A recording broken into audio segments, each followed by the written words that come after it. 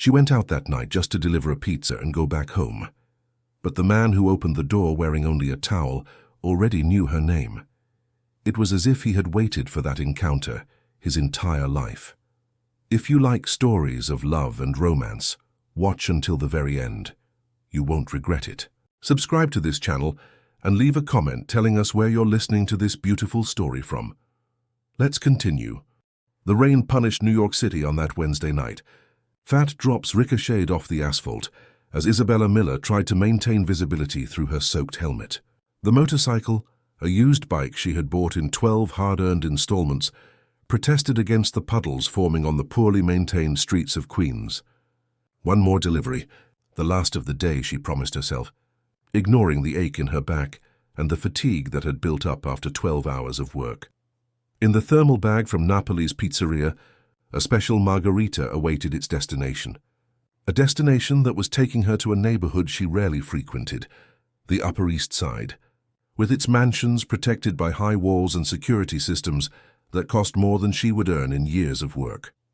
Isabella checked the phone attached to the makeshift holder. The GPS indicated she was close. Orchid Street 89B, an anonymous order paid for in cash. Strange, considering most clients in that area paid with credit cards and left minimal, almost insulting tips. "Mom, are you going to be late?" The message from Julia, her 8-year-old daughter, made her heart ache. The girl had been running a fever since morning, looked after by their neighbor, Mrs. Davis, a retired lady who charged a symbolic fee to watch the girl while Isabella worked. Another expense she could barely afford. "I'm almost done, my love. Take the medicine Mommy left out. I love you," she typed quickly before turning onto the indicated street. It was a cul-de-sac, lined with ancient trees that formed a dark tunnel even during the day. At night, with the rain, it looked like the perfect setting for a thriller. The number 89B was almost at the end of the street. Unlike the other ostentatious properties, this address was discreet. A black metal gate, unadorned, protected only by a small camera and a modern intercom. No family nameplate, no crest or symbol of status, just the number in brushed metal, illuminated by a small recessed light. Isabella pressed the intercom and waited. The rain ran down her red and black uniform, soaking even the layers of clothing she wore underneath. She shivered, not just from the cold but from exhaustion. The intercom remained silent.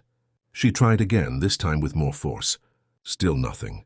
She was about to call the pizzeria's dispatch when the gate slid silently open, revealing a property shrouded in shadows. The garden was minimalist and well-kept, with strategically placed lighting that created plays of shadow among the plants. The main house stood a few yards from the gate, a modern construction of straight lines, glass, and exposed concrete. Nothing ostentatious but undeniably expensive. Isabella got off the motorcycle, grabbed the thermal bag, and walked to the front door. Her footsteps echoed on the stone path, mixing with the sound of the rain. Before she could ring the bell, the door opened. The man who appeared was tall, with broad shoulders and a posture that radiated confidence. He was barefoot, wearing only a pair of black cotton pants and a towel slung over his shoulders.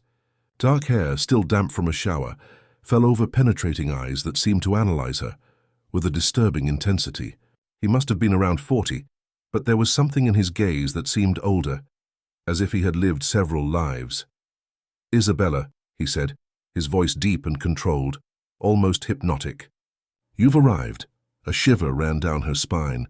She wasn't wearing a name tag. The order had been placed anonymously. How did he know who she was? "You're soaked," he continued, opening the door wider. "Come in, please."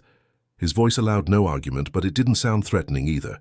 It was simply the tone of someone accustomed to being obeyed. In other circumstances, Isabella would have refused. The pizzeria's rules were clear. Deliver at the door, do not enter clients' homes. But the rain, the exhaustion, and something in the man's gaze made her accept the invitation. "Thank you," she murmured, stepping into the entryway. "That'll be $58. The interior of the house was as impressive as its exterior. Dark wood floors, designer furniture, indirect lighting that created a cozy, almost intimate atmosphere. Contemporary art occupied strategic walls, but what caught Isabella's attention was a black grand piano positioned near a glass wall overlooking an inner garden. He took the pizza box and placed it on a side table, unhurriedly. From a nearby drawer, he took out $100 bill and held it out to her. "Keep the change," he said, his eyes never leaving hers. "You look tired." Isabella hesitated before taking the money. She desperately needed it, but there was something unsettling about the way he watched her, as if he could read her thoughts, her needs, her fears. "I have to go," she replied, feeling strangely vulnerable under his gaze. "My daughter is sick." Something flickered in his eyes. Surprise, perhaps, or curiosity. "You have a daughter," it wasn't a question. "How old is she?" 8, the answer came out automatically, before she could think about whether she should share this information with a stranger. He nodded, as if confirming something to himself. "Julia, isn't it? She likes to draw, mostly unicorns. And she hates math." Isabella's blood ran cold. How could he know such specific details about her daughter? Instinctively, she took a step back, her back touching the closed door. "Who are you?" Her voice came out shaky, betraying the fear she was trying to hide. A slow smile formed on his face, not reaching his eyes. "Raphael Blackwood," he replied, as if the name should mean something to her. "And you are Isabella Miller, 34 years old, abandoned by Julia's father before she was even born, working 2 jobs to pay the bills, trying to hide from social services that you sometimes leave your daughter home alone because you have no one to watch her, behind on rent, your car facing repossession." Every word was a blow.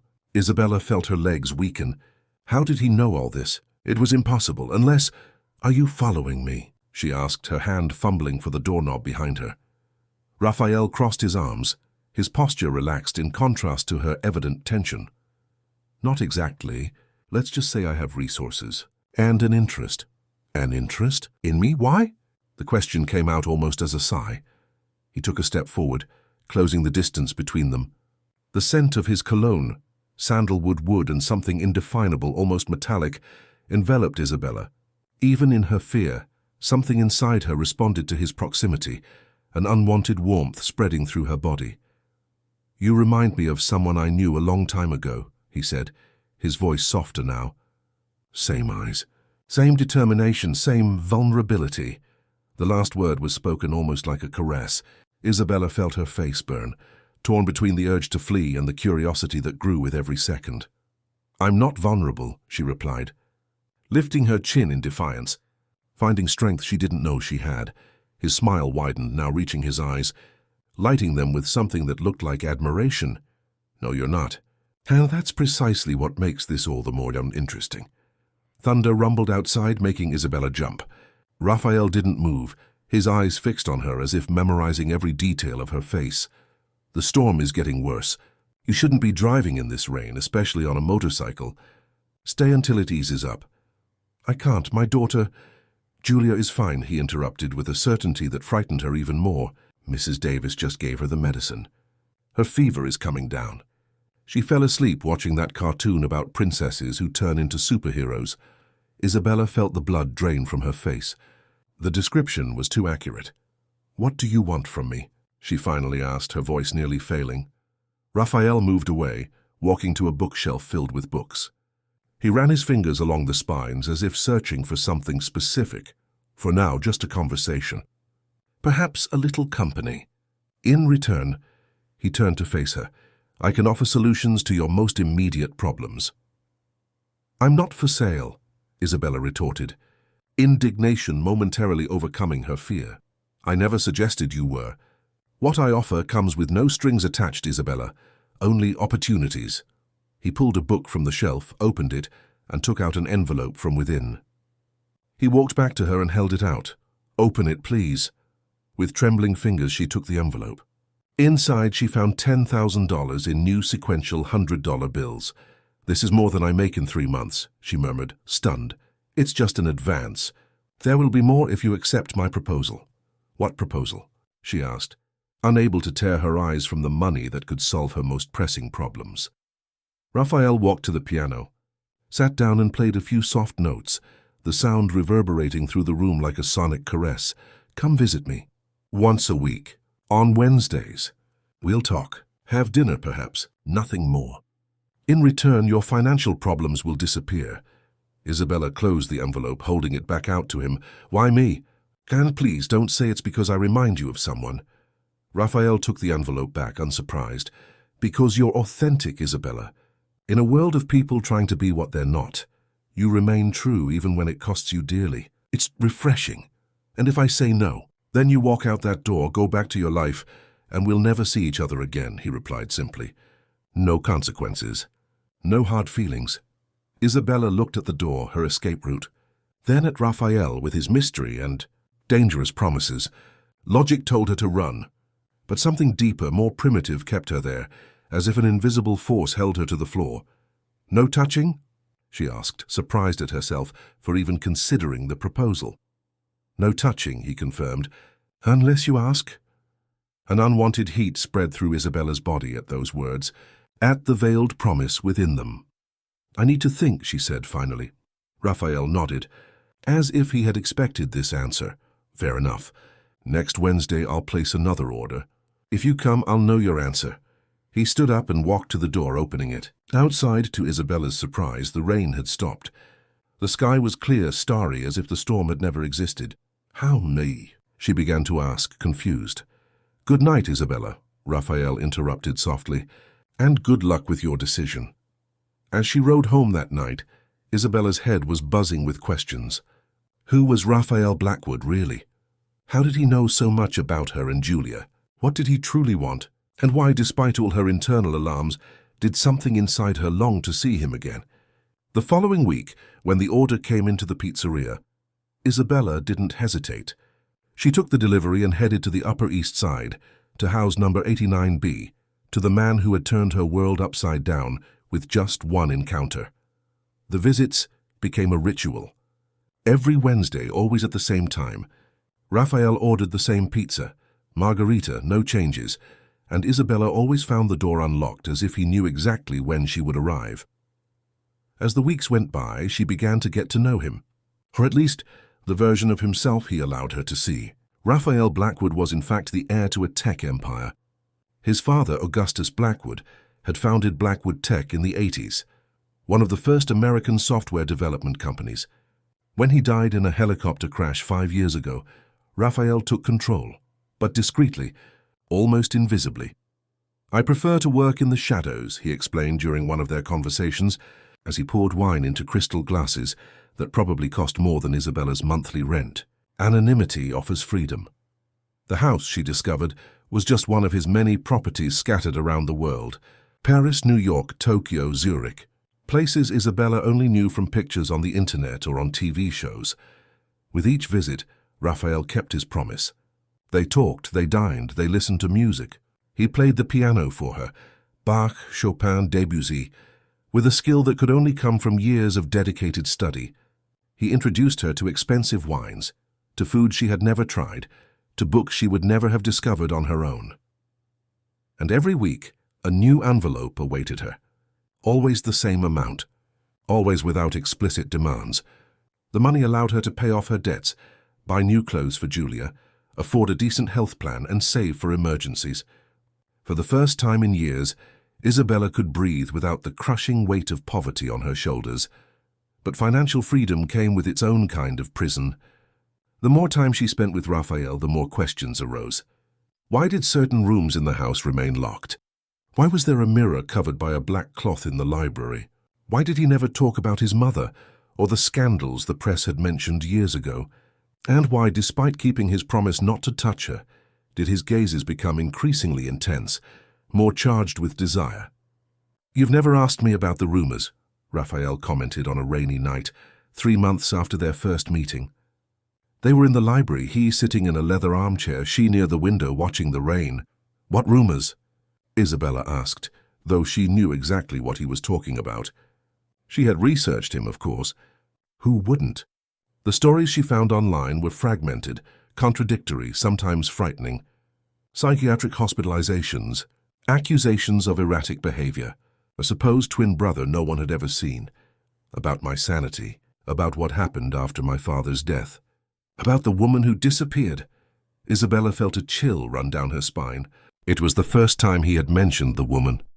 Erica Martin, 28, Raphael's personal assistant, who had vanished 3 years ago without a trace. "It's none of my business," she replied, trying to keep her voice steady. Raphael smiled, that enigmatic smile that never fully revealed what he was thinking.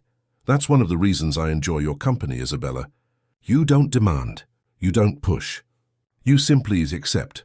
Don't mistake discretion for acceptance," she retorted, surprising herself with her boldness. "I have my questions. I just choose when and how to ask them." His smile widened, a spark of admiration shining in his dark eyes. "And what are your questions, Isabella Miller? What do you really want to know about me?" She hesitated. There were so many questions, so many mysteries, but one stood out above all others. "Why me? Of all the people in the world, why did you choose to bring me into your life?" Raphael stood up, walking toward her.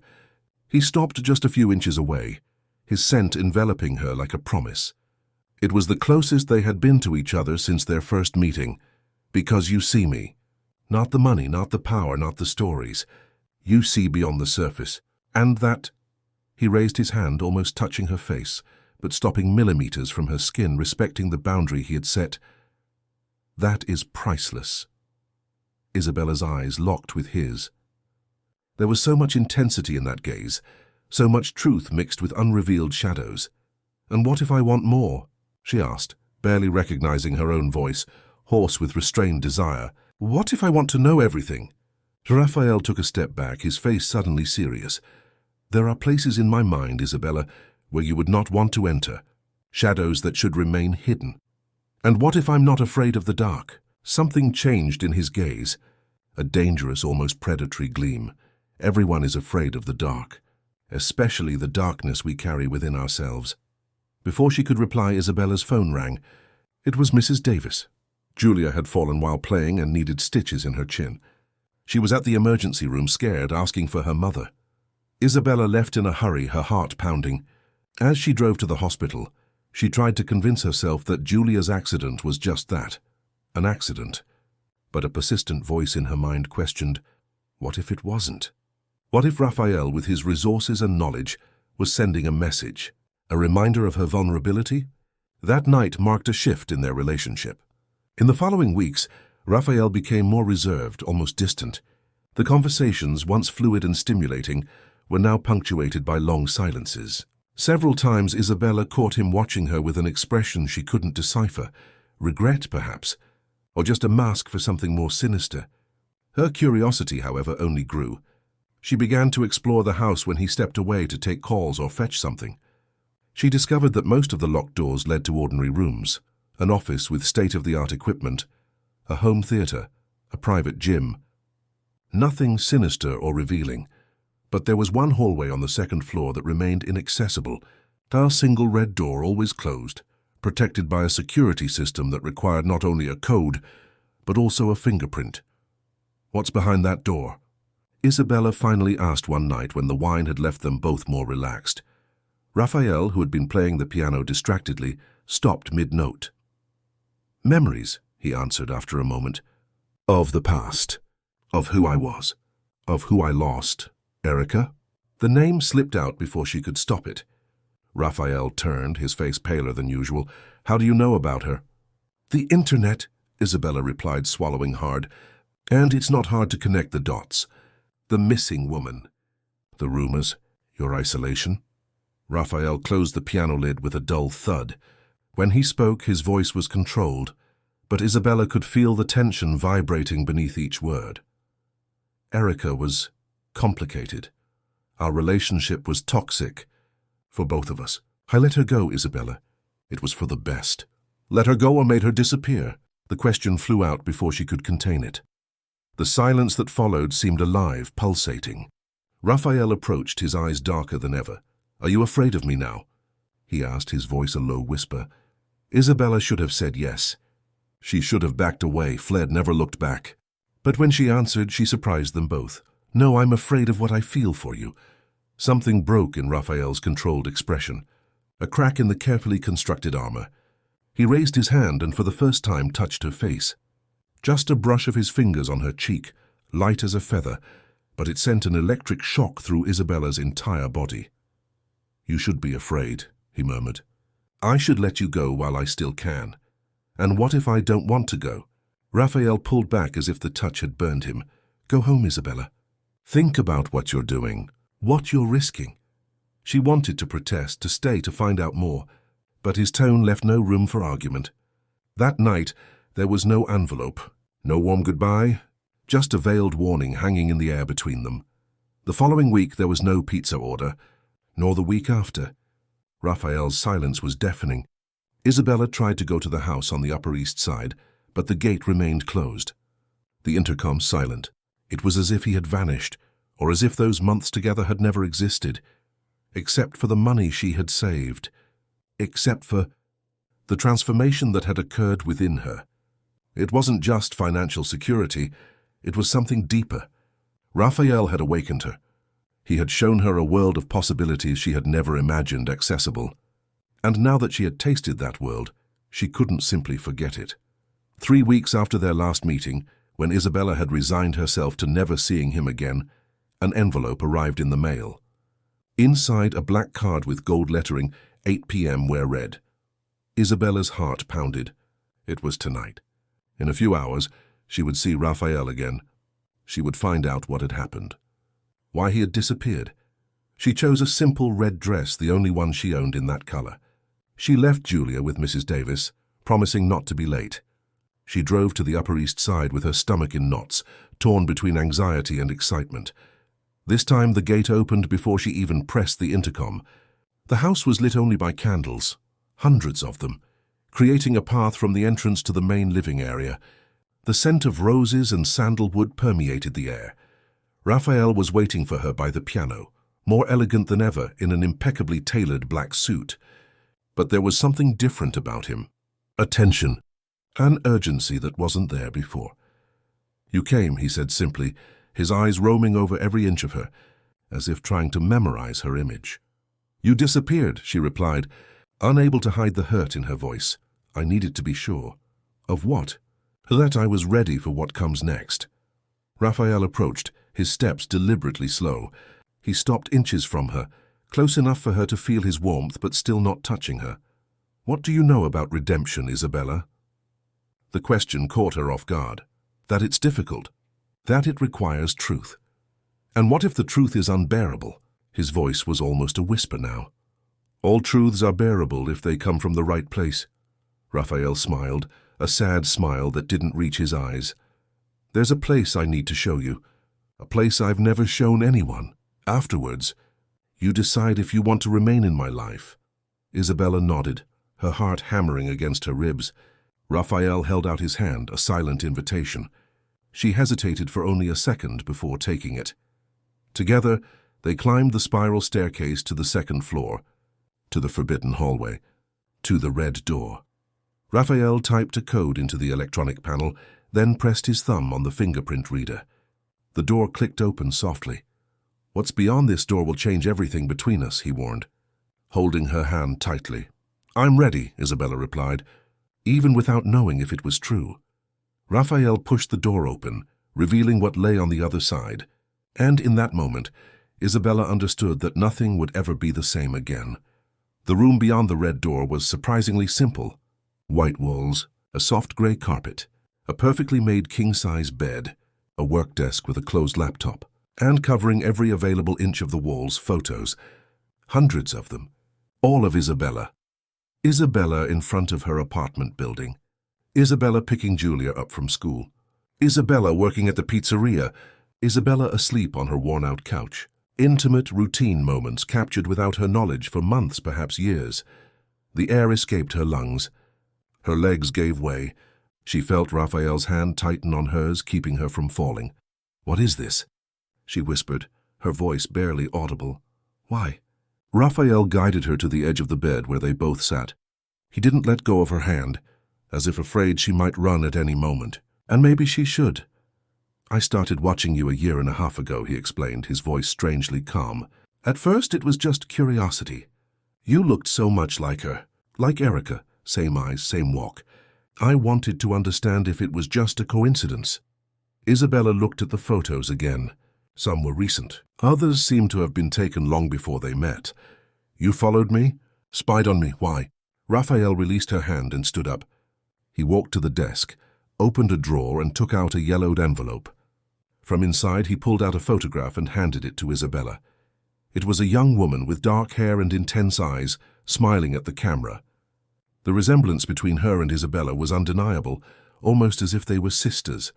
"Erica Martin," Raphael said, the name coming out like a painful caress. "My assistant, my lover." "My obsession. I look like her," Isabella murmured, a chill running down her spine. "More than you can imagine, not just physically. Your determination, your strength in the face of adversity, your fierce loyalty to those you love." Isabella handed the photo back, a knot forming in her stomach. "What happened to her?" "The press says she disappeared. That you might be involved." Raphael took the photo back, looking at it with a mixture of pain and regret that seemed genuine. "She's alive, if that's what you want to know. She's safe, away from me. It was for the best for both of us." "Why?" He put the photo back in the envelope, his movements deliberately slow, as if organizing his thoughts. "Because what we had was toxic. Destructive because I was diagnosed with obsessive-compulsive disorder and narcissistic traits. Because when you love in a sick way, you end up destroying what you most want to protect." Isabella looked around at the dozens of images of herself. If that wasn't an obsession, she didn't know what was. "And now you're doing the same thing to me." It wasn't a question. Raphael nodded slowly. "I started following you because of the resemblance to Erica, but the more I watched, the more I realized you were different, unique, special." "Watching? You invaded my life." Isabella stood up, indignation finally overcoming the shock. "You manipulated everything." "The pizza orders, the money, the conversations. It was all kinda calculated." Raphael remained impassive in the face of her anger, as if he had expected this reaction. "Yes, in the beginning. But what happened after? What started to grow between us?" "That wasn't planned, Isabella. That was real." She shook her head, trying to process it all. The photos seemed to stare at her, silent witnesses to a violation she hadn't even known she had suffered. "How can I believe you? How can I trust anything you say or do?" "You can't," he answered with brutal honesty. "And you shouldn't. But still, I'm here showing you everything. Opening up my darkest side. Not for manipulation, but out of necessity. Because against all logic, against everything I've learned about myself, I fell in love with you." The words fell between them like stones in still water, creating ripples Isabella didn't know how to navigate. Love. A word they hadn't used before. A word that changed everything and nothing at the same time. "This isn't love," she said finally. "Love doesn't spy. It doesn't control. It doesn't manipulate." "And how would you define what you've felt these past few weeks?" he asked, stepping closer again. "What made you come back, even when your intuition told you to stay away? What makes you still be here now in the face of all this?" Isabella had no answer. Or maybe she did, but it was too frightening to admit. Because despite everything, despite the anger and the sense of betrayal, something inside her still responded to his presence. Still craved his closeness. Still wanted to believe there was truth behind the obsession. "I want to leave," she said finally, unable to confront these truths now. "I need to think." Raphael didn't try to stop her. He took a step back, clearing the way to the door. "I understand. But before you go, there's something else I need to show you." He walked to the desk again, opened the laptop and typed in a password. The screen lit up, showing a video conference. And there she was, Erica Martin, older than in the photo, her hair shorter but unmistakably alive. "Hello, Isabella," Erica said, her voice surprisingly warm. "We finally meet. Though I've known you for some time through his eyes." Isabella looked at Raphael, who was watching the screen with an unreadable expression. "You're still in contact?"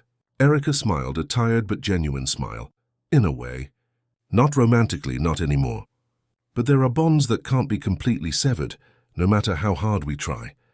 Especially when we share secrets." Raphael closed the laptop before Isabella could ask more questions. "Erica lives in Zurich now. She has a new life. A life I helped build to make up for what I did." "What did you do?" His eyes darkened with memories that seemed too painful to share. "I went too far. I crossed lines no one should cross. That's why I needed to be hospitalized. That's why the press talked about scandals and erratic behavior. That's why I isolated myself here in this house, away from everyone and everything. To protect myself from the world, to protect the world from me. Isabella felt a shiver run down her spine. There was a genuine darkness in Raphael, an abyss she was only now beginning to glimpse. Why am I here then? Why drag me into this abyss? Raphael stepped closer, stopping inches from her. He was close enough to touch her, but he didn't, still respecting the invisible boundary between them. Because you are my chance at redemption, Isabella.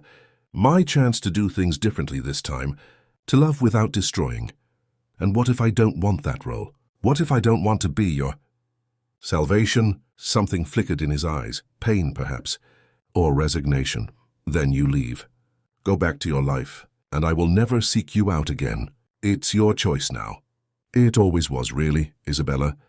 Looked one last time at the photos on the walls. At the physical evidence of an obsession that should terrify her. And part of her was in fact terrified. But another part, a part she barely recognized in herself, was fascinated, drawn in. Like a moth to a flame, even knowing she could get burned. I need time, she said finally. I need to process all of this. Raphael nodded, accepting her decision without argument. All the time you need. I'll be here. He walked her to the front door in silence. As Isabella was about to leave, he called her name. She turned, meeting his dark, intense eyes, filled with something that seemed both a promise and a warning. Whatever your decision, Isabella, it will change your life forever. Mine has already been changed just by knowing you. Isabella drove back home on autopilot, her mind a turmoil of conflicting emotions. Anger at being watched, manipulated, fear of the power Raphael wielded, not just financially but emotionally, and most disturbingly, an undeniable desire that not even the revelation of his obsession had managed to extinguish. Arriving home, she found Julia asleep on the couch, Mrs. Davis dozing in a nearby armchair. The domestic scene, so normal and cozy, seemed surreal after what she had just discovered. "How is she?" she asked softly, waking the elderly woman. Mrs. Davis adjusted her glasses, blinking sleepily. "Fine, dear.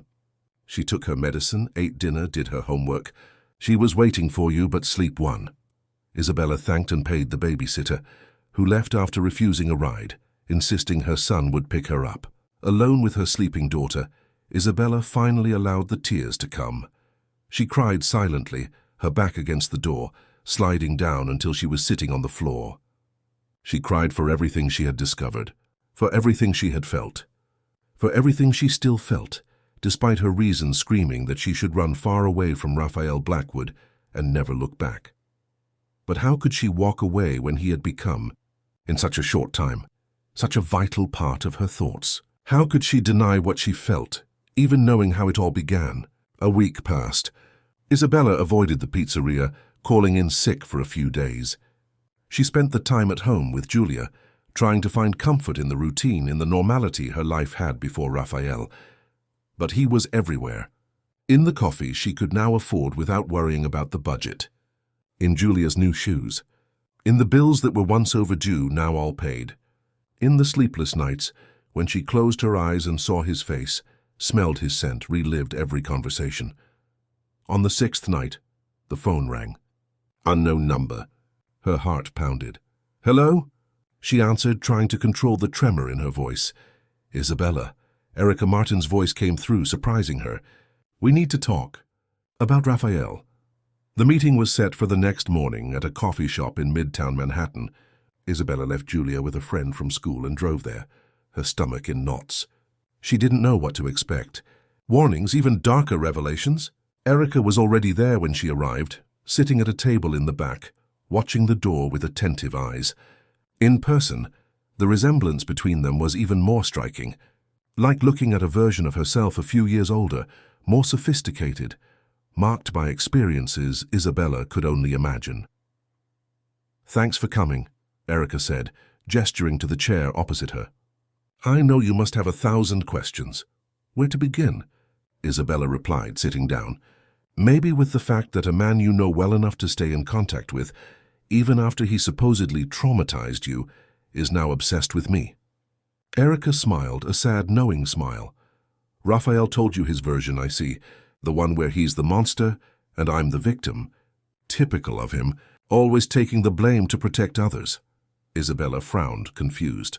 What do you mean? Erica took a sip of her coffee before answering. Raphael Blackwood is not who you think he is, Isabella. Not entirely.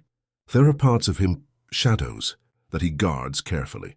Not out of malice, but for protection. For himself and for others. What shadows? He has a brother, an identical twin, Albert Blackwood. They grew up together, inseparable until adolescence. Then Albert began to change, became violent, unpredictable. He was diagnosed with paranoid schizophrenia and antisocial personality disorder. Isabella felt the blood run cold in her veins. And where is Albert now? Erica looked down at her cup, as if the next words were too difficult. Officially? In a psychiatric clinic in Switzerland. In reality, no one knows for sure. He escapes. Disappears for months, reappears. The brothers are identical, Isabella, identical. The implication hung in the air between them, heavy as lead. Are you saying, you don't know if I've been with Raphael or Albert all this time? I'm saying that sometimes not even Raphael is sure. The two of them shared everything in childhood. Memories, secrets, passwords, the Blackwood financial empire. And when Augustus died, when the paternal control vanished, the line between them became even blurrier. Isabella tried to process what she was hearing. It was too absurd. It sounded like a movie script, not real life. Why are you telling me this? Erica's eyes, so much like her own, fixed on her with intensity. Because I've been where you are now, fascinated, in love, unable to distinguish the attraction to the danger from the attraction to the man. And it almost destroyed me. What happened between you? Erica took a deep breath as if gathering courage. I met Raphael first. The real Raphael, kind, brilliant, tormented by the responsibility of protecting his brother. We fell in love. We were happy for a while. Then Albert escaped again. He came after me, pretending to be Raphael. And her voice broke. I didn't see the difference, not until it was too late. Isabella felt a lump in her throat, anticipating the worst. Did he hurt you? Not physically. Albert isn't violent in that way. He's more subtle. He gets inside your mind, manipulates, twists your reality until you no longer know what's true and what's an illusion. That's why I had to leave. That's why Raphael sent me away. To protect me. To protect himself. And now I'm here to warn you.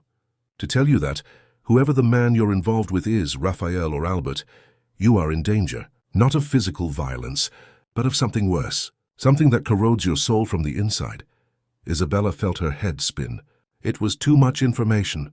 Too many possibilities. Too much uncertainty. How can I know? How can I be sure who he is? Erica reached out, touching her hand briefly. You can't, that's the point. The brothers themselves get confused sometimes. That's why Raphael isolated himself, trying to maintain control, trying to keep Albert away from innocent people. But it's never enough. Why did he choose me? Why someone who looks so much like you? Erica's gaze softened almost with pity. If it was Raphael who chose you, it was out of remorse. For a chance to do right this time what went wrong with me. If it was Albert, she paused, it was to torture his brother, to prove he can take everything Raphael loves, always. Isabella felt hot tears well up in her eyes. Suddenly all the conversations, all the moments with Raphael, or was it Albert, took on new meanings, new possibilities. What should I do? Erica squeezed her hand tightly. Run, take your daughter and disappear. Change your name, your city, your life. It's the only way to be safe. And what if I don't want to run? The question escaped before she could stop it. Something flickered in Erica's eyes. Recognition, perhaps. Or resignation. Then you're already lost. Like I was. She took an envelope from her purse and slid it across the table. Here are tickets to Chicago. An apartment rented for 6 months. Enough money to start over. Her new identity for you and your daughter. It's your choice now. Isabella looked at the envelope, feeling the weight of the decision she had to make. Erica stood up, placing a few dollars on the table for the coffee. You have 24 hours, Isabella. After that, the tickets expire. And maybe your chance to escape will too. With those words, she left, leaving Isabella alone with her doubts. Her fears, and most disturbingly, her persistent desire to return to that house on the Upper East Side, to the man who could be her savior or her destroyer. The night was long, sleepless. Julia slept peacefully in the next room, oblivious to the turmoil tormenting her mother. Isabella stared at the ceiling, replaying every moment with Raphael or Albert, searching for clues, signs that could reveal his true identity. But the more she thought, the more confused she became. There had been moments of genuine tenderness, of vulnerability, of a connection that seemed impossible to fake. But there were also the shadows, the secrets, the lapses in behavior that now made so much sense, if they were in fact two different people. By morning her decision was made, not without doubt, not without fear, but with a clarity that surprised even herself. She called Raphael, asked to see him that night. He accepted without hesitation, as if he had just been waiting for her call. As she got ready, looking at her reflection in the mirror, Isabella barely recognized the woman she saw. She was no longer just a single mother struggling to survive. She was a woman facing an abyss by her own choice, with her eyes open. She left Julia with Mrs. Davis, promising to be back soon. A kiss on her sleeping daughter's forehead, perhaps the last if things went wrong. One last look at the small apartment that had been her home. And then she left. The house on the Upper East Side seemed different that night, darker, more imposing. The gate opened silently upon her arrival, as always, the front door unlocked, waiting for her. Raphael, or was it Albert, waited in the library, his back to the door, watching the rain that was beginning to fall outside. When he turned, his eyes met hers with an intensity that made Isabella tremble internally. "You came back," he said simply, his voice low, almost reverent. "We need to talk," she replied, staying near the door, keeping her distance. He nodded, as if he had expected it. "You spoke with Erica." It wasn't a question. Isabella felt a chill. How did he know? "Yes." "And she told you about Albert?" "Yes." He sighed, running a hand through his hair in a gesture of exhaustion. "And now you don't know who I am. If I'm Raphael, if I'm Albert, if we're the same person." Isabella took a step forward, her heart racing. "Who are you?" A sad smile formed on his lips. "Who do you think I am, Isabella?" "Don't answer with another question," she demanded, her voice firm despite the fear. "I need to know now." He approached, each step deliberately slow, like approaching a frightened animal. "I'm the man who watched you from afar before I met you. I'm the man who knew your worth before I ever heard your voice. I'm the man who, against all reason, against all sanity, fell in love with the only woman who could be his redemption or his final ruin." "Raphael or Albert?" Isabella insisted, her voice almost failing. He was close now. Close enough for her to feel his warmth, his familiar scent. "Both, neither. Does it matter?" "All the difference in the world." He reached out his hand, his fingers hovering millimeters from her face, not touching her, keeping the promise made months ago. "I am Raphael Blackwood. The real one. The only one. Albert." He hesitated, something dark passing through his eyes. "Albert died 2 years ago. A suicide at the Swiss clinic. Officially an accidental overdose. In truth, a conscious choice to end his torment." Isabella felt her blood run cold. "Erica lied to me?" "Not intentionally." "She doesn't know. No one knows, except for me and the doctors who signed the death certificate. To the world, Albert is still hospitalized, safe. It's easier that way.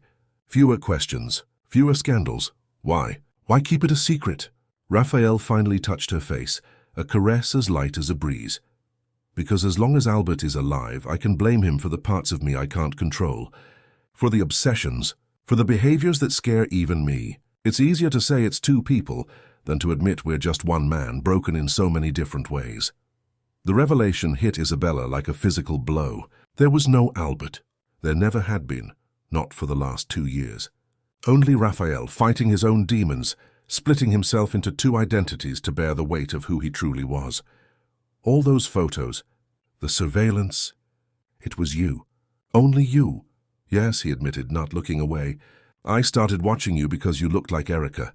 I continued because you were everything Erica was not. Authentic, unpretentious, fighting tooth and nail for what you loved." "Why tell me this now? Why not continue with the lie?"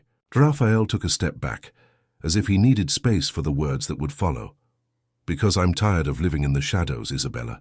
Tired of being half of myself. And because if there is any chance of redemption for me, it will only come through the absolute truth." No matter how ugly, no matter how frightening it is, Isabella felt hot tears stream down her cheeks, tears of relief, of fear, of understanding. Even she didn't know. How can I trust you now? How can I know this isn't also a manipulation? Raphael moved away to the desk, opening a drawer. From inside, he took out a thick file and held it out to her. Here is everything. The diagnoses, the medical reports, Albert's death certificate, the records of the hospitalizations, mine, not his. My complete story, unfiltered. Read it. Decide for yourself if I am someone who deserves a second chance.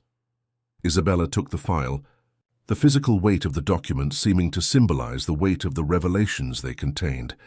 And if I decide you're not, if I choose to leave. His eyes she now knew belonged only to Raphael Blackwood, met hers with a breathtaking intensity. Then you leave. With my blessing. With resources to start over wherever you want, however you want. No stalking. No manipulations, just goodbye. There was a finality in his words that sounded genuine, an acceptance of the possibility of losing her that seemed to come from the depths of his soul. And if I stay? The question escaped in a whisper, surprising even herself. Something flickered in his eyes. Hope, perhaps. Or fear. If you stay, Isabella, it will be with your eyes open, knowing every dark part of me. Every abyss. Every monster that haunts my nights. I'm not offering a fairy tale. I'm offering reality. Raw, imperfect, sometimes frightening. But I'm also offering all that I am, all that I have. A commitment to never hide again. Never manipulate again, just to try, every day, to be better than I was yesterday. Isabella clutched the file to her chest, feeling her heart pound against the pages that held the truth about the man before her. A broken man, imperfect, potentially dangerous. But also a man who, despite everything, had awakened feelings in her she never thought possible. I need time, she said finally. To read, to understand, to decide. Raphael nodded, accepting her condition without protest. All the time you need, I'll be here.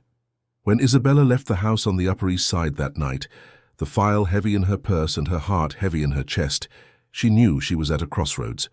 One path led to safety, to normality, to the known. The other, to a love that could either save her or destroy her. That could either lift Raphael up or drag him further into the abyss. The decision was hers now. And for the first time since she had met Raphael Blackwood, it was a truly free decision, based not on manipulations or half-truths, but on the raw, naked reality of who he was, of who she was, and of what they could become together. In the days that followed, Isabella immersed herself in the file. She read every page, every report, every diagnosis. The story that emerged was painful, complex, at times terrifying. Raphael and Albert Blackwood, identical twins, raised by an authoritarian father after their mother's suicide when they were just 7. Albert, diagnosed with schizophrenia at 15, going through successive hospitalizations while Raphael thrived in business, always in the shadow of their father's impossible expectations.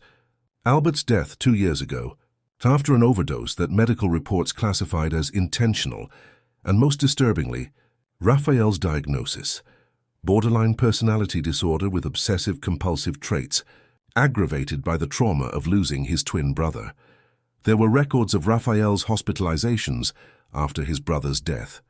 Therapy sessions, prescribed medications, suicide attempts hushed up by the family's fortune, and amidst it all the relationship with Erica Martin, an assistant who became a lover, a confidant, and eventually a victim of the emotional swings of a man fighting to keep his sanity.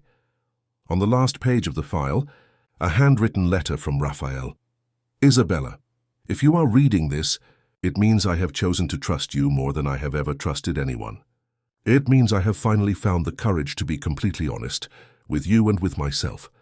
There are no two brothers, not anymore. Just one man trying to integrate parts of himself that seem irreconcilable. The darkness and the light, the control and the chaos, the monster and the man. What I feel for you began as an obsession, yes, a repetition of self-destructive patterns that have almost destroyed me before. But it has transformed into something I have never experienced. Hope. The possibility of loving without destroying, of being loved despite the shadows. I do not ask for your pity. I don't deserve it. I only ask for your truth. If you decide to leave, I will understand. If you decide to stay, I promise only this. Every day will be a fight. To be better. To be worthy. To be real. The choice is yours now. And whatever it is, I will accept it with an open heart. Always yours, Raphael. The words echoed in Isabella's mind for days. While she worked at the pizzeria, while she helped Julia with her homework, while she stared at the ceiling on sleepless nights, weighing possibilities, consequences, desires. A week later, her decision was made. She left Julia with Mrs. Davis once more. She drove to the Upper East Side to house number 89B, to the man who had turned her world upside down and somehow set it right again. The gate opened upon her arrival, as always. The front door unlocked. Raphael waited in the inner garden, his face tense with anticipation, his eyes registering her every move as she approached. They faced each other for a long moment, unspoken words hanging in the air between them. "You came back," he said finally, his voice low, controlled, hiding emotions his eyes couldn't disguise. "I came back," Isabella confirmed, staying a few steps away. Why? The question was simple. The answer, infinitely complex. "Because I'm choosing with my eyes open," she replied, her voice firmer than she expected. Not because of manipulation, not because of illusion, but by conscious choice. Raphael took a hesitant step toward her, as if afraid she might disappear if he got too close. "You read everything? Every word? And still you're here?" "I am." Another step. The distance between them shrinking. "Isabella, I can't promise it will be easy, that there won't be bad days, that I'll never see shadows where there are none. I'm broken in ways that may never be completely fixed." She took the final step, closing the space between them. She raised her hand, touching his face, the first touch initiated by her since they had met. "We're all broken, Raphael. In different ways. The question is, do we want to heal together or bleed alone?" Something broke in his controlled expression. Her vulnerability Isabella had never seen before. "I'm so afraid of hurting you," he whispered, his voice almost failing. "And I'm so afraid of losing myself in you," she answered honestly. "But maybe true love isn't about safety. Maybe it's about courage. The courage to risk everything, knowing it could go wrong, but choosing to try anyway." Raphael's hands found hers, fingers intertwining as if they belonged together. "You make me brave," he said, his voice low, intense. "You make me real. You make me whole." And then finally, after months of glances, of unsaid words, of respected boundaries, their lips met. A kiss that was not just physical, but a promise, a pact sealed without words, a mutual choice to dive into the unknown together. When they parted, breathless, Raphael rested his forehead against hers, his eyes closed, as if trying to absorb every second of that moment. "What happens now?" Isabella asked, feeling simultaneously more vulnerable and stronger than she had ever felt. Raphael opened his eyes, meeting hers with a clarity that was new, clean, without shadows. "Now we live, Isabella, one day at a time, with truth, with healthy boundaries. With therapy, in my case," he smiled slightly. "With Julia getting to know this place. With you getting to know every part of my life, not just what I choose to show. With mistakes, probably. With successes, I hope. With reality, imperfect, frightening at times. But ours." Isabella felt tears well up in her eyes, not of sadness or fear, but of a profound relief, of recognition, of belonging. "One day at a time," she repeated like a promise. Raphael nodded, his fingers gently caressing her face as if she were the most precious thing in the world. "Starting today."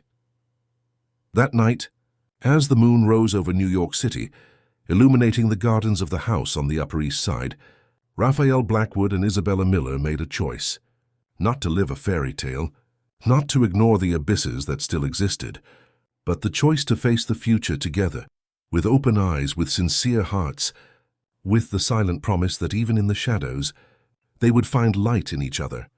And maybe, Isabella thought as she fell asleep in Raphael's arms for the first time, maybe this was how real love worked.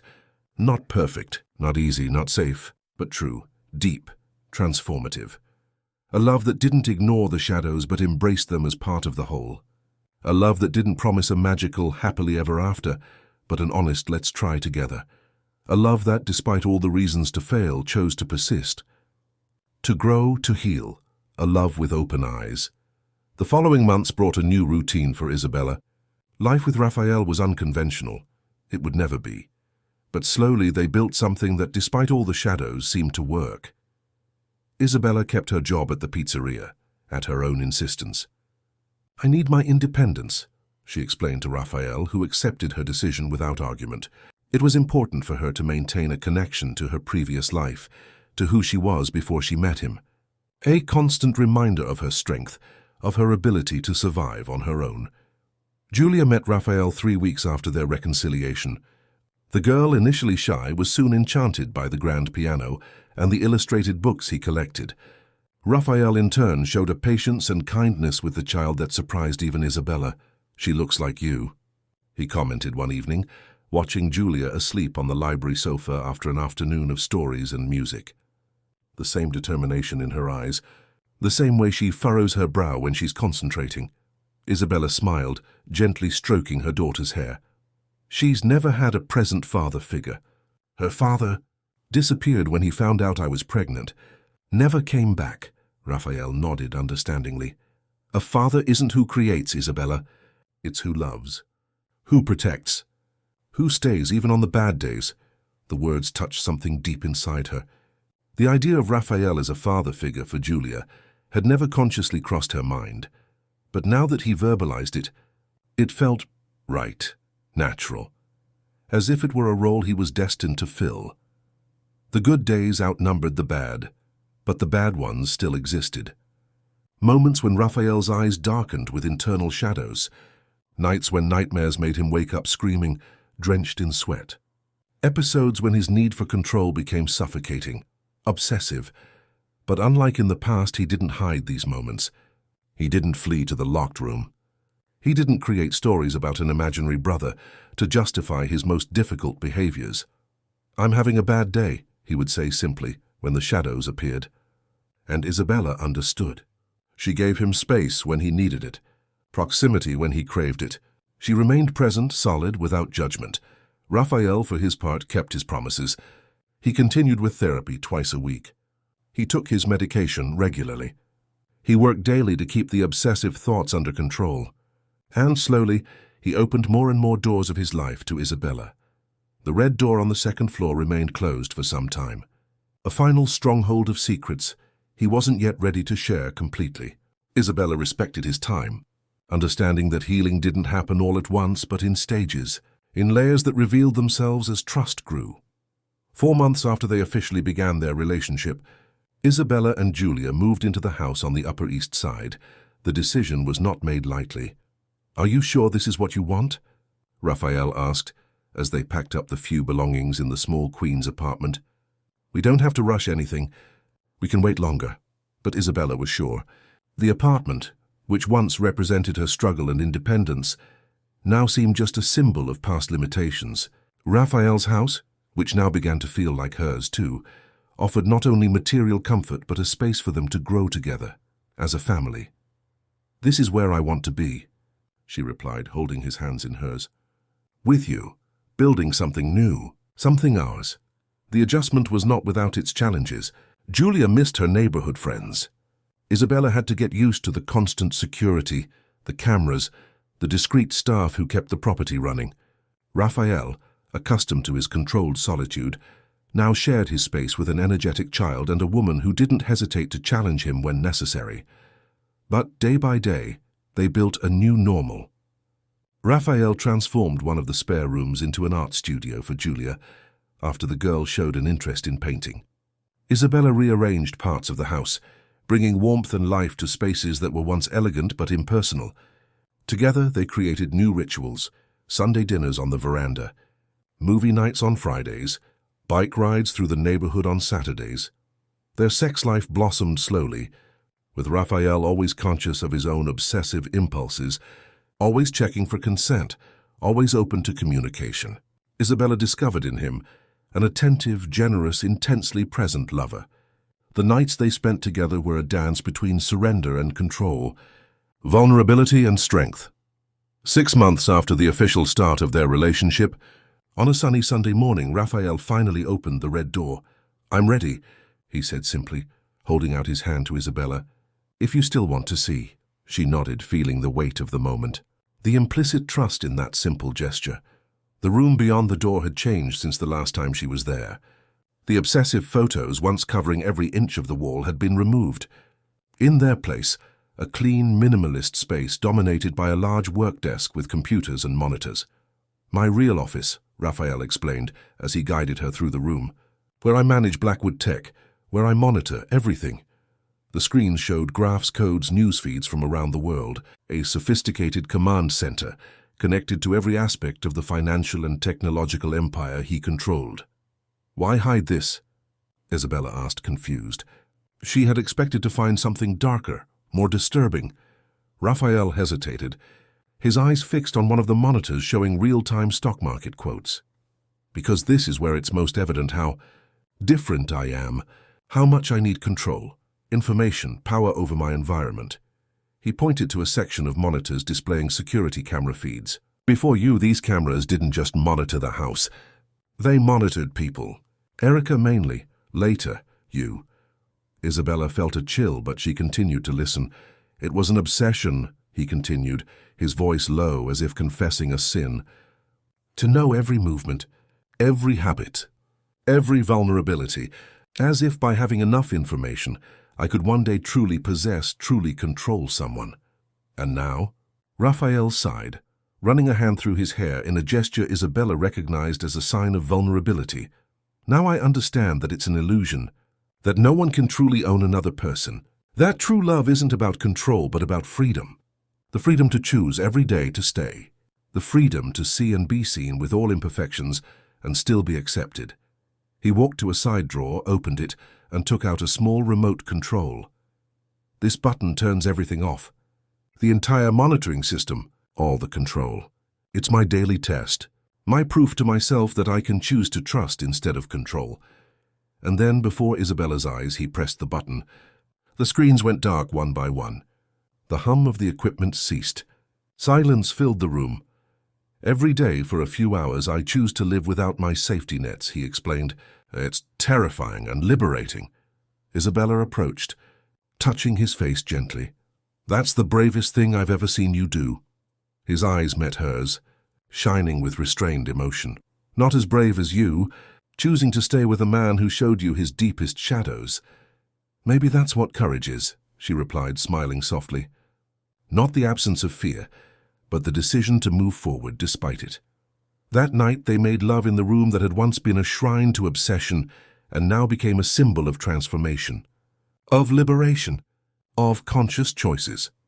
As Raphael fell asleep in her arms, Isabella realized how much they had both changed. She no longer just a single mother struggling to survive, but a woman who had found strength in vulnerability, power in the conscious choice to love a complex man. He no longer divided between light and shadow, but integrating all parts of himself into an imperfect but authentic whole. Life wouldn't always be easy. Raphael would still have bad days. Isabella would still fear occasionally that his obsessions might return. The traumas of both would not magically disappear, but together they had created a space where healing was possible, where love was not blind but clearly sighted, where they chose each other every day with their eyes wide open. 2 weeks later, Erica called. The call caught Isabella by surprise. They were in the kitchen, making Sunday breakfast, a new family ritual, with Raphael making pancakes while Julia helped cut fruit for the salad, when her phone rang. "I need to see you." Erica's voice sounded urgent on the other end of the line. "Today it's important." Isabella felt a shiver run down her spine.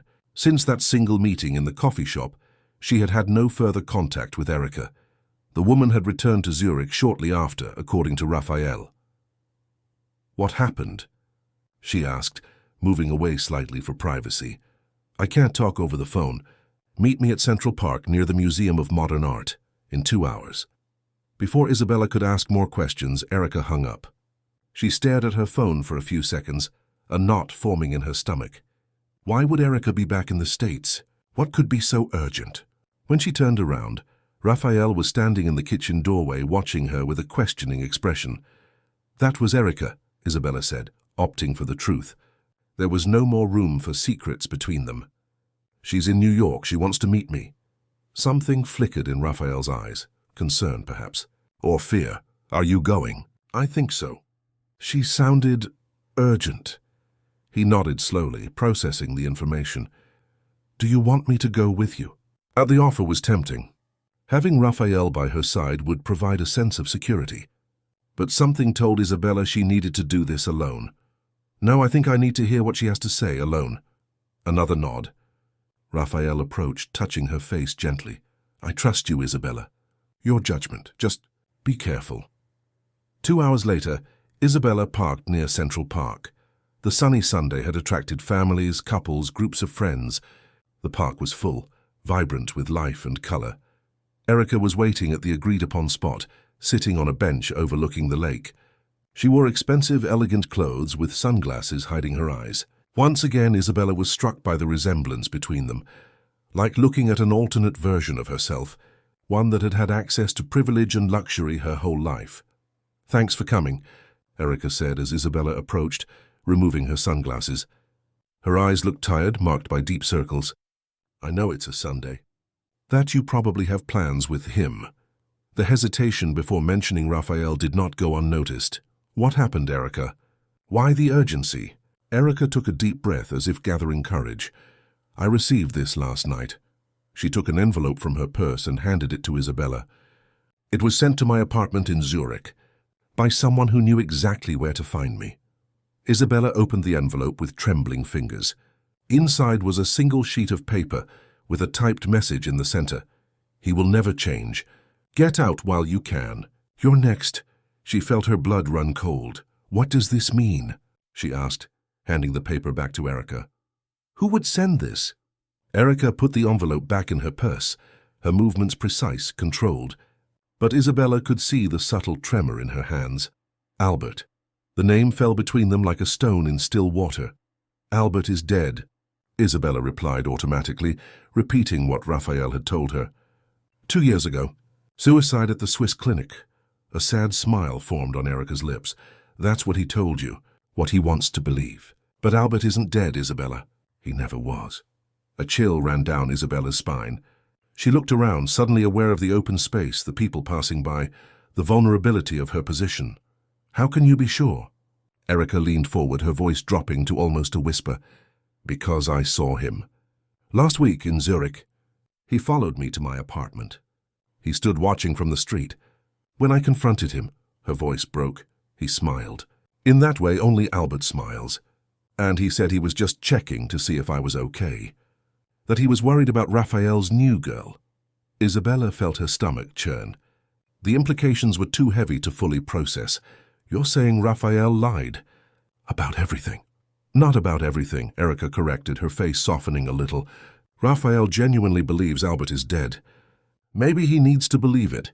It's easier than accepting that his twin brother, his distorted mirror image, is still out there. Still watching, still waiting." "Waiting for what?" Erica's gaze intensified. "For the chance to take what Raphael loves. To destroy him completely. It's what Albert has always wanted. What he will always do." Isabella shook her head, trying to organize her thoughts. It was too much to process. If Albert was alive, if he had sent that warning, why tell me this now? Why not when we first met? Erica looked away, fixing her gaze on the lake ahead. "Because I believed Raphael deserved a chance to be happy, to heal. With you." She turned back to Isabella, her eyes shining with what looked like regret. "But now I'm scared. Not just for you, but for your daughter." At the mention of Julia, Isabella felt a visceral fear grip her body. Julia will never be in danger with Raphael. He adores her. "I'm not talking about Raphael," Erica replied, her voice urgent. "I'm talking about Albert. If he's decided to act now, after watching from a distance for so long, it's because something has changed, because he sees Raphael as vulnerable, happy, building a family with you and Julia." Isabella swallowed hard, her thoughts racing. "What should I do?" Erica hesitated for only a moment before answering. "Tell Raphael. Show him the message. Make him understand that Albert is alive. And then, you need to protect yourselves. All of you. Raphael knows his brother better than anyone. He'll know what to do. Something in the way Erica spoke seemed genuinely concerned. There was no manipulation in her voice, only real fear. "Why do you care?" Isabella asked softly. "After everything you went through with him. Why worry about Raphael now?" A sad smile formed on Erica's lips. "Because I loved him once, deeply, and a part of me always will. Not enough to stay, not after everything, but enough to want him to survive, to be happy, to find the peace he never had growing up with Albert." Isabella nodded, understanding. There was a sincerity in Erica's pain that was impossible to fake. "I'll talk to him today. Thank you for warning me." Erica reached out, touching Isabella's arm lightly. "Be careful, Isabella. Albert can be persuasive. He can look exactly like Raphael when he wants to. The only way to be sure is by the eyes. Raphael looks at you like you're the answer to questions he didn't even know he had. Albert looks at you like he's calculating how long it would take to break you." With those final words, Erica stood up and left, leaving Isabella alone with her swirling thoughts and a growing fear for what might be coming. The drive back home was a blur of conflicting thoughts. Isabella drove on autopilot, Erica's words echoing in her mind. Albert alive, watching, threatening. The idea was too terrifying to fully comprehend. When she arrived at the house on the Upper East Side, she found Raphael in the inner garden, playing with Julia. The domestic scene, so common now, suddenly took on a fragility that made her heart ache. Everything they had built in the last few months now seemed precarious, threatened by shadows that went far beyond Raphael's internal demons. "Mommy!" Julia ran to her, hugging her legs. "Uncle Raphael is teaching me how to play chess." Isabella smiled at her daughter, stroking her hair, trying to maintain her composure despite the internal storm. "That's wonderful, my love." "Are you enjoying it?" "It's hard, but fun," the girl replied excitedly. "Can I keep playing?" "Of course you can. I need to talk to Uncle Raphael for a little bit. Grown-up stuff, okay?" Julia nodded, returning to the chessboard set up on a garden table. Raphael approached, his face marked with concern. "How did it go?" he asked quietly, guiding her to a more distant corner where Julia couldn't hear them. Isabella took a deep breath, searching for courage.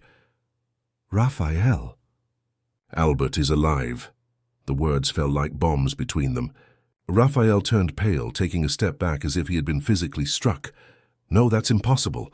I saw the body, the death certificate, the funeral." Isabella took his hand, squeezing it tightly. "Erica saw him in Zurich last week. He followed her. He talked about us." Raphael shook his head, denial evident in every line of his face. "It can't be.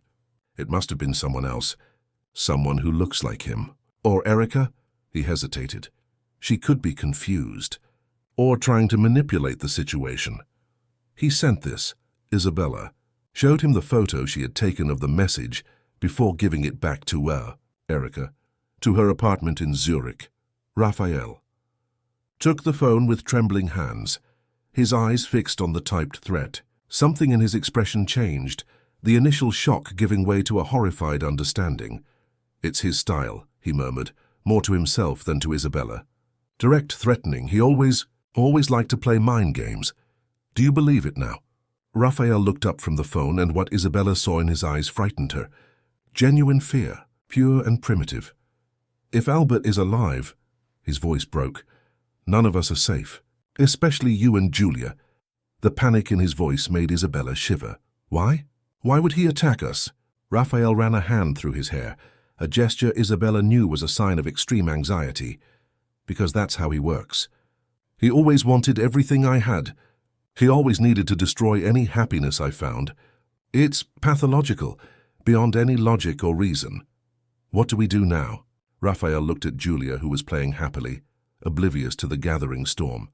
"You two need to get out of here, today, now. Go somewhere that not even I know where it is. Until I can deal with this." Isabella felt a chill run down her spine. "Deal with it how?" Raphael's eyes darkened with something she had never seen before. A cold, almost dangerous resolve. "The only way Albert understands, permanently." "Are you talking about—" She couldn't finish the sentence. The thought was too terrible. "I'm talking about protecting my family. Raphael replied, his voice low, intense. "You are my family now, Isabella. You and Julia. And I will do whatever it takes to keep you safe. Even if it means—" He didn't finish, but he didn't need to. The implication was clear. Isabella held his face between her hands, forcing him to look directly into her eyes. "No, I won't let you become something you're not. Something that will destroy you from the inside. We will face this together, as a family, with the law on our side." "The law?" He laughed, a bitter, humorless sound. "Albert has always been above the law. Money, connections, manipulation. He's a master of it all. There's no prison that can hold him, no court order that can stop him. Then we'll find another way, but not like this, not with more violence, more secrets, more darkness." Something in Isabella's tone seemed to reach Raphael. The determination in her voice, the firmness. He took a deep breath as if trying to anchor himself. "What do you suggest?" First, we need to be sure. Confirm that he's really alive, that it's not just a manipulation by someone trying to scare us." Raphael nodded slowly, his mind clearly racing with possibilities. "I can contact the clinic in Switzerland, speak directly with the doctor who signed the death certificate, see if there was any forgery. And in the meantime, we increase security for all of us, but we stay together." Isabella looked at Julia, who had abandoned chess and was now chasing a butterfly in the garden. "I will not separate our family. I will not let fear win." Raphael pulled her into a tight embrace, his body trembling slightly against hers. "I'm so afraid of losing you both," he whispered against her hair. "So afraid that he'll use you to destroy me." "He will only win if we let him," Isabella replied, pulling back just enough to look into his eyes. "If we let fear dictate our actions, if we forget who we are, what we've built, the strength we've found in each other." Something ignited in Raphael's gaze, a resolve that came not from fear, but from something deeper, more resilient. "You're right, as always." He kissed her forehead gently.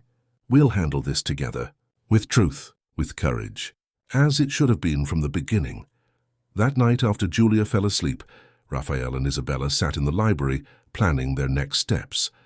The house's security was reinforced. Additional cameras were installed. Guards were hired for 24-hour shifts. Raphael made calls to Switzerland, scheduling video conferences with the clinic's doctors for the next morning. He hired private investigators to confirm Albert's whereabouts, or whoever was impersonating him. "If he's really alive, if he's in New York, we'll find him," Raphael assured as he organized papers on the desk. "And this time there will be no more secrets, no more escapes. We'll end this once and for all." Isabella watched the man she loved, admiring his strength, his determination.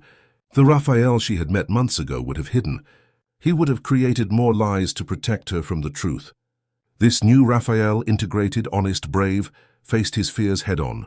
For her. For Julia, for them. "I have something for you," she said, taking a small box from her pocket. "I bought it a few weeks ago. I was waiting for the right moment." Raphael took the box curiously. Inside, he found a silver chain with a small infinity pendant. "It's about infinite choices," Isabella explained, as he examined the jewelry. "Every day we choose who we want to be, which path to follow, and I choose you, Raphael Blackwood, today and every day, no matter what comes, no matter what shadows we have to face." Tears glistened in his eyes, tears of genuine emotion without shame or embarrassment. "Isabella Miller, you have transformed my life, my soul, my future." He held the chain as if it were the most precious object in the world. "And I choose you too, today and always." She placed the chain around his neck, sealing the promise with a soft kiss. "Together we are stronger than any threat," she whispered against his lips. "Than any fear, than any past." That night, as the city slept outside, Raphael and Isabella reaffirmed their love in the intimacy of the bedroom they shared. A love forged in shadows, tested by fire, but emerging stronger, truer with every challenge.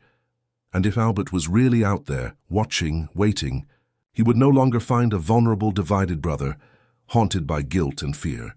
He would find a whole man, anchored in a love that didn't weaken him but strengthened him. A man ready to protect his family, not with secrets or obsessions, but with truth and courage. The morning brought revelations that shook the foundations of Raphael's world. The video conference with the director of the Swiss clinic, confirmed his worst fears. The body buried 2 years ago was not Albert Blackwood's. A clinic employee had been bribed to falsify records. Albert had escaped again, this time faking his own death to gain complete freedom. To watch from afar. To plan. "How long has he been watching me?" Raphael murmured, his face pale as he ended the call. "How long has he been waiting, planning?" Isabella, sitting beside him throughout the conversation, squeezed his hand tightly. "That doesn't matter now. What matters is what we do from here." The investigators hired by Raphael worked against the clock. City security cameras were analyzed, hotel records checked, bank movements traced. If Albert was in New York, he would leave a trail. And they would find it. Julia was temporarily removed from school with the excuse of a family trip. Raphael hired private tutors so she wouldn't fall behind. The house became a fortress, with reinforced security at every entrance, every window, every vulnerable point. 3 days after the confirmation that Albert was alive, the first direct contact happened. Isabella was in the garden with Julia, supervising an art lesson given by a private teacher, when her phone vibrated with a message from an unknown number. "He never told you about the other child, did he? The one who died because of him. Ask him about Sophia, about what happened that night at the lake." Her blood ran cold. With trembling hands, she showed the message to Raphael as soon as he returned from a meeting with the investigators. "Albert," he confirmed, his face tense. "It's his style. Planting seeds of doubt, destroying from the inside before attacking directly." "Who is Sophia?" Isabella asked, trying to keep her voice calm despite the fear growing inside her. Raphael closed his eyes for a moment, as if gathering strength. When he reopened them, they were misty. "Our cousin. She was 7 when Albert and I were 15. We were spending the holidays at the family's country house, near a lake. One night," his voice broke, "Albert took her for a swim, said it would be fun, that it would be our secret." Isabella felt her heart tighten, anticipating the worst. "What happened?" "I followed them. I was suspicious. Albert was already showing signs of instability. When I got to the lake, he was holding her underwater, smiling, as if it were a game." Raphael swallowed hard, tears now streaming freely. "I managed to save her, but she was never the same. The trauma was too deep." She shut down, stopped talking. 2 years later, she killed herself. Isabella covered her mouth with her hands, horrified. "Oh my God, Raphaela. Albert convinced everyone it was an accident, that we were just playing, that Sophia slipped. And I protected him, out of loyalty, out of fear, out of guilt. It was my first great failure. The first life I couldn't save from him." The pain in his voice was palpable, raw, old but still alive. Isabella hugged him, feeling his body tremble against hers. "It wasn't your fault. You were just a boy who knew his brother was dangerous, who still kept silent." He pulled away, wiping his tears with determination. "I will not make the same mistake twice. I will not let him hurt anyone else, especially Julia." The mention of her daughter made Isabella shudder. "You think he would?" "Albert has always had a fixation on children," Raphael replied, his voice low, tense. "Not sexually, but emotionally, as if they were toys, experiments. That's why Julia's safety is our absolute priority now."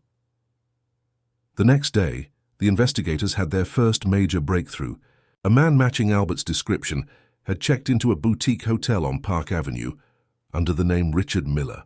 The choice of surname, the same as Isabella's, was clearly intentional. A provocation, a message. Security cameras confirmed it was Albert, identical to Raphael in appearance, but with something different in his eyes. Something cold, calculating, observant. "We found him," Raphael announced, showing the images to Isabella. "Now we can act." How? Raphael's plan was direct, confrontation. With evidence in hand, the clinic footage, the falsified records, the doctor's testimony, he would file for a court order for Albert's involuntary commitment. This time, in a maximum security institution, with no possibility of escape or manipulation. "We need to catch him by surprise," he explained, as he organized the documents. "Before he realizes we know, before he can disappear again." Isabella nodded, agreeing with the plan, but a worry lingered. What if he resists? What if he tries something desperate? Raphael's gaze darkened. I will be prepared for anything. The operation was planned for the next morning. Specialized police officers, forensic psychiatrists, a full legal team, everything meticulously organized by Raphael, who had left nothing to chance. That night, as they made the final preparations, Julia appeared at the office door, her face sleepy but her eyes curious. "Why are there so many people in our house, Mommy?" she asked, rubbing her eyes. "Is it a surprise party?" Isabella exchanged a worried look with Raphael before approaching her daughter, crouching down to her level. "No, my love. They're friends of Uncle Raphael. They're helping with a work problem." Julia looked at Raphael, who smiled at her reassuringly. "It's okay, Princess," he assured, approaching as well. "Soon everything will be back to normal. And we can take that trip to the beach I promised. Remember?" The girl nodded, yawning. "Can I sleep with you guys tonight?" she asked in a sleepy voice. Isabella and Raphael exchanged another look, this time of shared relief. Having her close under their watch was exactly what they wanted. "Of course you can," Isabella replied, picking her up. "We'll have a little slumber party, just the three of us." That night, with Julia asleep between them in the large king-size bed, Raphael and Isabella remained awake, vigilant, hands intertwined over the girl's small body, a family, united against the threat that loomed over them. "Tomorrow it all ends," Raphael whispered in the dim light. "Forever." Isabella squeezed his hand, feeling the strength of the bond they had built, not perfect, not without scars, but profoundly true. And then, we start over. No shadows, no fears, just us. The operation began at 6 in the morning. Teams in position, court orders in hand, everything meticulously coordinated to capture Albert Blackwood while he was still at the hotel. But when the police broke down the door of room 712 at the Maison Hotel, they found only a note on the perfectly made bed. "Too late, little brother. The game has already begun." Panic seized Raphael. Frantic calls, orders to reinforce the house's security, to check every inch of the property, to confirm that Isabella and Julia were safe in the makeshift bunker in the basement, a space Raphael had prepared specifically for this possibility. And then, the final blow. A call from one of the house's security guards. "Mr. Blackwood, Mrs. Miller is asking to speak with you. She says it's urgent." Raphael raced. He drove like a madman through the streets of New York, ignoring signs, traffic lights, speed limits. He reached the house in record time, running to the basement where Isabella and Julia were supposed to be protected. And there she was, Isabella, pale, trembling, alone. "Julia?" she whispered, her voice broken. He took Julia. Raphael's world collapsed. Isabella explained between sobs, a fake security guard. A message supposedly from Raphael, asking for Julia to be brought to meet him at another location. The discovery, minutes later, that it was all a trap. "He left this," she held out a crumpled note, her tears staining the paper. "Blue Lake, midnight, alone, or she ends up like Sophia." Raphael felt the blood freeze in his veins. Blue Lake was the name of the family property, where Sophia had almost drowned years ago, where the nightmare with Albert had truly begun. "I'm going," he said simply, his face a mask of cold determination. "Not alone," Isabella replied, forcefully wiping away her tears. "I'm not losing both of you. He wants me, Isabella. He always has. Julia is just a piece in his game. A means to an end. Then we'll give him what he wants, but on our terms." The plan was risky, dangerous, possibly fatal, but it was the only chance they had to save Julia and end the threat of Albert once and for all. Police would be positioned around the property, hidden. Snipers with night vision, medics on standby. Raphael would go in alone, apparently following Albert's demands. But he would be prepared, protected, monitored. "It's too risky," Isabella insisted as the preparations were made. "If something goes wrong." Raphael held her face in his hands, his eyes locked on hers. "Trust me. One last time, I will bring our daughter back, and this time Albert will not escape, no matter what happens." The emphasis on our daughter did not go unnoticed. Even in the midst of despair, of fear, Raphael had claimed Julia as his own. A promise, a commitment, an oath. Isabella nodded, tears streaming silently. "Bring both of you back. That's all I ask. The Blue Lake property was 2 hours from New York, an old mansion surrounded by woods and dominated by the large lake that gave the place its name. Raphael arrived 10 minutes before midnight. Parking his car at the main entrance as instructed in the second note, Albert had left with one of the police officers. The place was silent, dark, except for the light of the full moon reflecting on the water's surface. Childhood memories, some good, many terrible, flooded Raphael as he walked along the stone path to the wooden pier that stretched over the lake. And there he was, Albert, identical to him in appearance, but so different in essence. Sitting casually at the end of the pier, with Julia, pale, frightened, but apparently unharmed when at his side. Punctual as always, "Little brother," Albert commented, his voice so similar to Raphael's, but with a tone he would never use, cold, amused, devoid of empathy. "Let her go, Albert. It's me you want." Albert smiled, a smile that didn't reach his eyes. So predictable, so noble. He ran a hand through Julia's hair, who visibly flinched at the touch. "She looks like her mother, don't you think? Same eyes, same determination. And like Sophia too, in a way. The same innocence." Raphael took a step forward, controlling the urge to charge, aware of the watchful eyes of the police hidden on the property. "What do you want, Albert? What do you really want?" Albert's smile widened. "What I've always wanted, Raphael, you broken, destroyed, with nothing and no one, like I was when our father chose you. When the doctors labeled me the problem twin. When the world decided you deserved to live free while I—" His voice broke briefly, revealing a crack in the controlled facade, "while I deserved to be locked up, discarded, forgotten." For a moment, Raphael glimpsed the brother he had known in childhood. The scared, confused boy fighting demons he didn't understand. The twin who, in another reality, could have been saved, loved, healed. "It doesn't have to be this way," Raphael said, taking another step. "We can find help. Real help this time. Not those horrible places our father sent you. Real treatment. A real chance." Albert laughed, the sound echoing over the water. Always the optimist. Always believing there's salvation. He shook his head. "Too late, little brother. Decades too late." He stood up, pulling Julia with him. The girl whimpered softly, her eyes fixed on Raphael, silently pleading for help. "A simple choice," Albert announced, his voice now cold, calculating. "You or her. One of you is going into this lake today. One of you isn't coming out." Raphael felt his heart pound. The plan was clear. Keep Albert distracted until the police could get close enough. Buy time, negotiate. "Let her go first," he proposed, taking another step. "Then we'll settle this. Man to man, brother to brother. The way it should have been from the start." Something flickered in Albert's eyes. Interest, perhaps. Or just the sick pleasure of having power over the situation. "And trust you to keep your word? That you won't try some heroic trick? You know me better than anyone, Albert. You know I wouldn't risk her life?" Albert seemed to consider for a moment. Then, surprisingly, he let go of Julia's arm. "Go to your Uncle Raphael. Little one, run, don't look back." Julia hesitated for only a second before running, tears streaming down her face, straight into the arms of Raphael, who knelt to receive her. "It's going to be okay now," he whispered in her ear, holding her tight against his chest. "Run to the car. Don't stop. Don't look back. Your mother is waiting there." The girl nodded, sobbing, and ran down the stone path, disappearing into the darkness.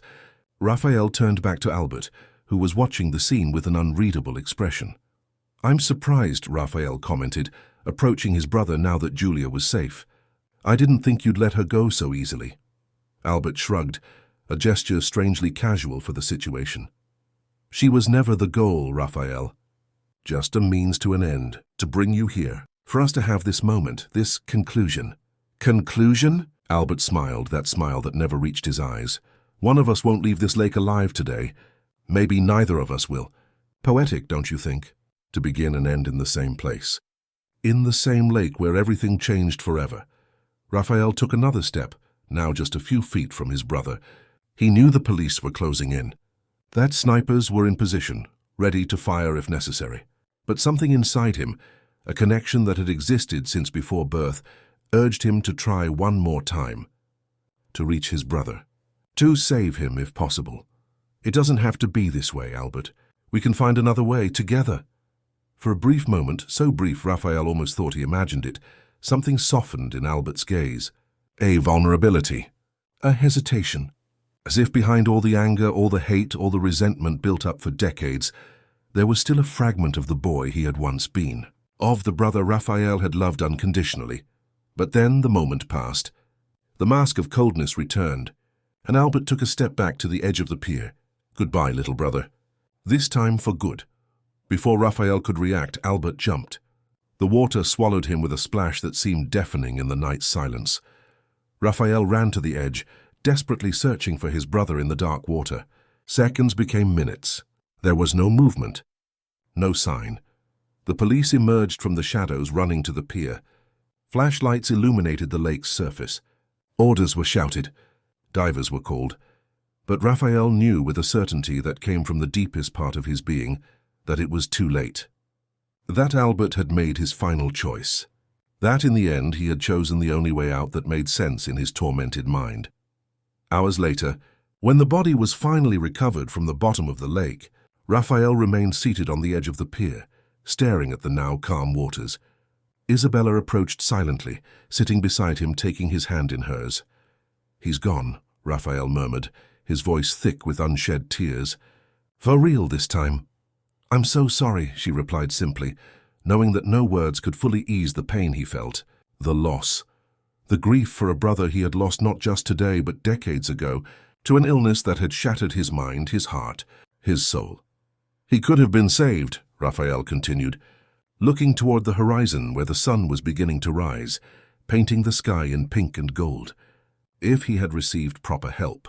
If our father hadn't hidden, denied, locked away the problem instead of facing it. If I had done more." Isabella squeezed his hand tightly. "You did everything you could, Raphael, with the knowledge you had, with the resources available. Some people," she hesitated, searching for the right words, "some people are beyond our ability to save, not because we don't try hard enough, but because the final choice is always theirs." Raphael nodded slowly, absorbing the truth in her words. The guilt wouldn't disappear in a day. The grief would take time. But there was also a sense of conclusion, of closure, of a terrible cycle that had finally come to an end. "How's Julia?" he asked, turning to Isabella for the first time since she had arrived. A small smile formed on her lips. "Scared, confused, but resilient as always. She's in the car with a child psychologist. She'll need time, support, both of us more than ever. I'll be there," Raphael promised, his voice firm despite the pain. "For every nightmare, every hard question, every moment of fear. I'll be there, Isabella, for both of you, always." She touched his face gently, wiping away a single tear that ran down his cheek. "I know.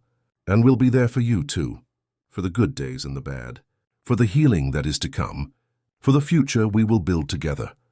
They remained there side by side as the sun rose completely, chasing away the shadows of the night. Symbolically, perhaps, chasing away the shadows that had loomed over Raphael for his entire life.